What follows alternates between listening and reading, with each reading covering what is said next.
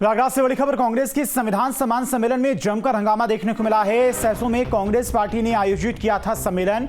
फूलपुर उपचुनाव को लेकर हो रहा था सम्मेलन। मंच के सामने आपस में भिड़े कांग्रेस कार्यकर्ताओं के बीच में जमकर हाथापाई हुई है।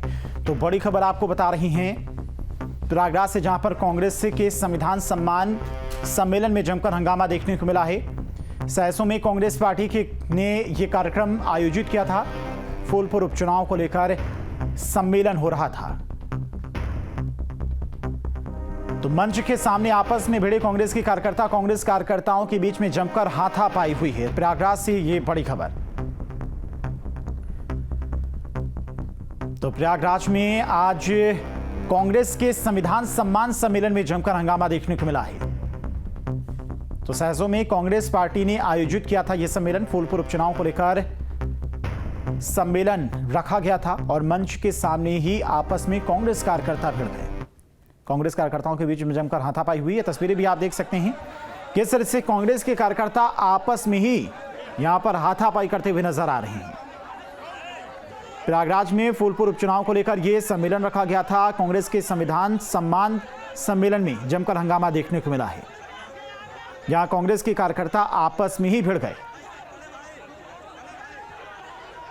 तो प्रयागराज से ये तस्वीरें सामने आई हैं। कांग्रेस की तरफ से आज संविधान सम्मान सम्मेलन रखा गया था फूलपुर उपचुनाव को देखते हुए, लेकिन यहां पर कांग्रेस के कार्यकर्ता आपस में ही भिड़ते नजर आए। कांग्रेस कार्यकर्ताओं के बीच में जमकर हाथापाई भी हुई है। तो फूलपुर उपचुनाव को देखते हुए कांग्रेस की तरफ से यह सम्मेलन रखा गया था।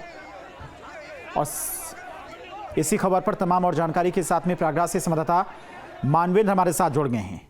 मानवेंद्र, कार्यक्रम का नाम तो सम्मेलन और सम्मान रखा गया था, लेकिन यहां पर तो कांग्रेस के कार्यकर्ता अपने ही कार्यकर्ताओं का सम्मान करते नजर नहीं आए।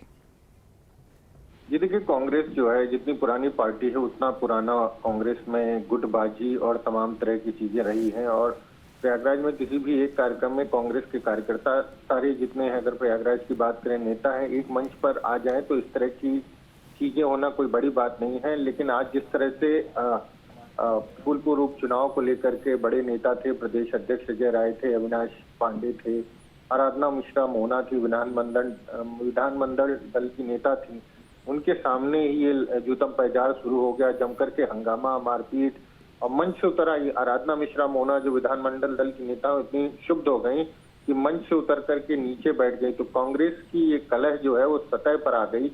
कांग्रेस दावा कर रही थी कि 5 सीटों पर समाजवादी पार्टी से 5 सीटें लेंगी तालमेल में और 5 सीटों पर चुनाव लड़ेंगी।